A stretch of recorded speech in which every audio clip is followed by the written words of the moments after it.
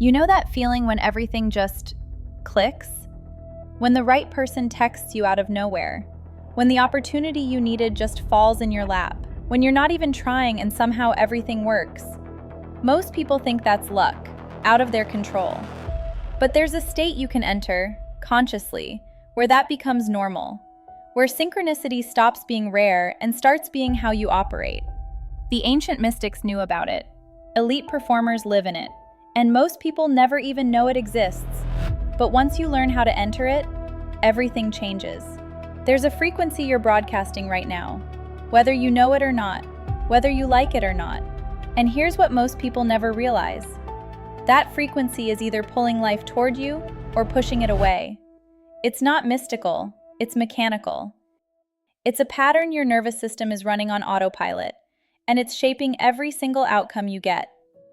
Most people spend their whole lives trying to think their way into a better reality, but thought follows state, and state follows vibration. So the real question is, what are you tuned to? Neville Goddard said it like this: assume the feeling of the wish fulfilled. Not the thought, not the hope, not the plan, the feeling, the state, the frequency. He was teaching in the 1940s and 50s, and people thought he was talking metaphysics. But what he was really describing was state control, emotional rehearsal, identity at the nervous system level. Think about it. When you feel like someone who already has the thing, you move differently. You talk differently. You make different decisions. You stop chasing because there's nothing to chase. You stop proving because there's nothing to prove. This shows up everywhere. You walk into a job interview feeling like you already got the job? You're calm. You're present. You ask better questions. You don't over-explain. You don't need their validation because you're already validated internally. Same thing in relationships. When you feel abundant, you don't cling. You don't text 3 times in a row. You don't need someone to fill a void because there is no void. Scarcity vibrates. Abundance vibrates. And people feel it before you open your mouth. Here's the line I want you to remember. You don't attract what you want. You attract what you are. Not what you think. Not what you say you want. What you are at the frequency level. It sounds backwards, but it's not. Because the feeling is the signal. The feeling is what reorganizes your behavior, your decisions, your attention. The feeling is what makes you stop rejecting the opportunities that are already in front of you. You've been trying to build the house from the outside in, but the foundation is the state. The rest follows. So let's make this real. Here's what you do today. 1. Pick the thing you want. Relationship, business outcome, creative breakthrough. Doesn't matter. Now ask yourself, how would I feel if I already had it? Not happy. That's too vague. Go deeper. Calm, free, grounded, certain, playful. Find the specific frequency. 2. Spend 5 minutes every morning sitting in that feeling. Not visualizing the outcome, not scripting, just being the person who already has it. Let your nervous system rehearse that state. 3. Throughout the day, when you catch yourself in the old frequency, anxious, needy, rushed, pause, breathe, recalibrate. Ask, what would the version of me who already has this be doing right now? 4. Watch your language. If you're constantly saying, I hope, I wish, I need, I'm trying, you're vibrating lack. Switch it. I am, I have, I choose, it's done. Even if you're skeptical, even if it feels fake at first, the practice rewires the pattern. Your nervous system doesn't know the difference between rehearsal and reality. It just responds to the signal you're feeding it. So why does this work? Let's break it down. Your nervous system is constantly scanning for threat or safety. When you're in a state of lack, when you're vibrating, I don't have it, I need it, what if I never get it? Your body interprets that as danger. Cortisol spikes. Your perception narrows. You literally see fewer options. You make worse decisions. You repel the very thing you're chasing because you're moving from desperation. But when you're in a state of having, when you vibrate, it's already mine, it's already done, your nervous system relaxes. You see more. You hear more. You notice the opportunities you were walking past every day. You stop self-sabotaging because you're not operating from fear anymore. This is the loop. State drives behavior, behavior drives results, results reinforce state. Most people try to change the results without changing the state. That's why they stay stuck. They're pulling the same lever over and over, expecting a different outcome. But when you shift the state first, the behavior changes automatically. And when the behavior changes, the results follow. This isn't magic, it's cause and effect. It's just that the cause isn't where you thought it was. Now let's zoom out, because this isn't just psychology.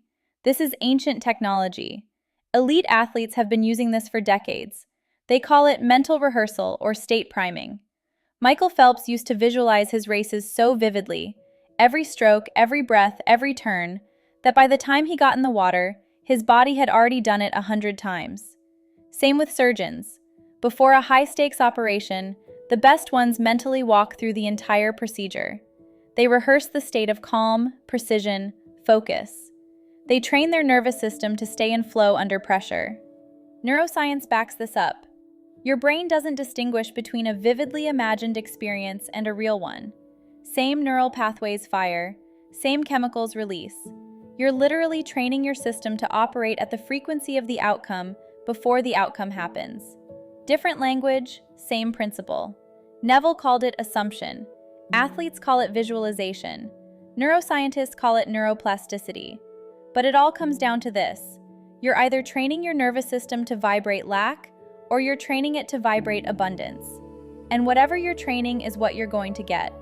Let me tell you about Jim Carrey. It's year 1995. He's broke. He's doing stand-up, barely scraping by. And one night, he drives up to the Hollywood Hills, parks his car, looks out over the city, and he writes himself a check. $10 million. For acting services rendered. He dates it Thanksgiving 1995, 5 years out. He keeps that check in his wallet, every day. He doesn't just look at it, he feels it.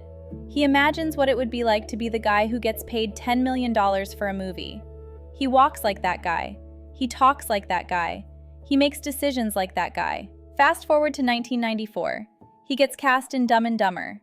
The payment? $10 million. Now, you can say that's coincidence. You can say he just worked hard. But here's the thing. Plenty of people work hard. Plenty of people want it. But how many of them are vibrating at the frequency of already having it? Jim Carrey didn't wait for the check to feel like a $10 million actor. He decided to be that person first. And the reality caught up. That's the pattern. That's how it works. You don't become it after you get it. You become it so that you get it. Here's a good way to think about it.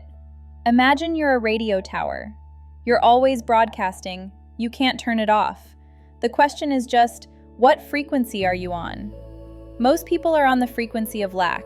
All day, every day. I don't have enough time. I don't have enough money. I'm not good enough. What if it doesn't work out? That signal goes out into the world and the world responds to it. You get more situations that confirm the lack, more evidence that you were right. But if you tune to abundance, I have everything I need. I'm exactly where I'm supposed to be. It's already done. That signal goes out and the world starts responding to that. Now here's where people get tripped up. They say, but I don't feel abundant. I'm faking it. And yeah, at first you are. That's the whole point. You're interrupting the old frequency and installing a new one. It feels fake because it's unfamiliar. But fake it long enough and it becomes real. Because your nervous system starts to believe it. And once your nervous system believes it, your behavior shifts. And once your behavior shifts, your results shift. You're not lying to yourself.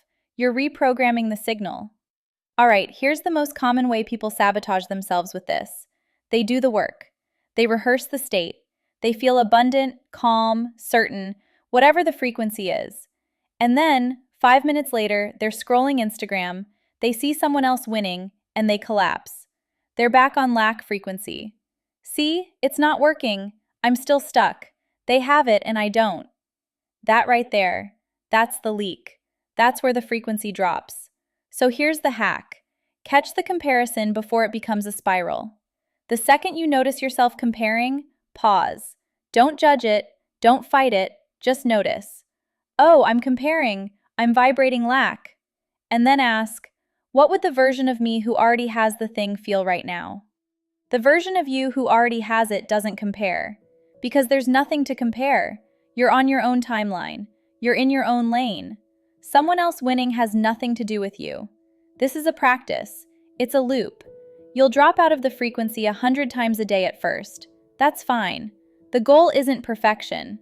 The goal is to catch it faster every time and recalibrate. Every time you catch it and come back to the frequency, you're strengthening the new pattern. You're building a new default. You're training your nervous system to stay in abundance instead of collapsing into lack. This is how identity shifts, not all at once, one recalibration at a time. Now let's bring in the ancients, because they saw this too. Hear this quote: "As a man thinks in his heart, so is he." Not in his head, in his heart, in his state, in his frequency. The Buddhists have a similar idea. What you think, you become. What you feel, you attract. What you imagine, you create. Marcus Aurelius wrote, "The soul becomes dyed with the color of its thoughts." Same thing, different words. You are what you rehearse. You become what you vibrate. The frequency is the foundation. This isn't new. People have known this for thousands of years. We just forgot.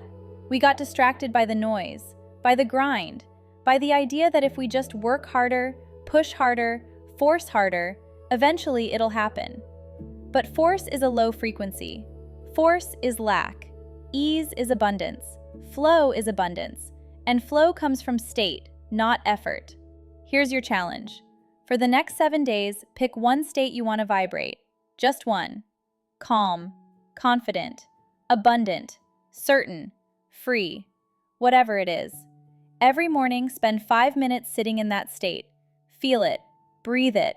Let your body know what it's like. Throughout the day, when you catch yourself out of that state, anxious, rushed, comparing, pause, recalibrate, come back. And at the end of the day, journal one thing. What did I do differently today because I was in that state? That's it. One state, 7 days. Watch what shifts.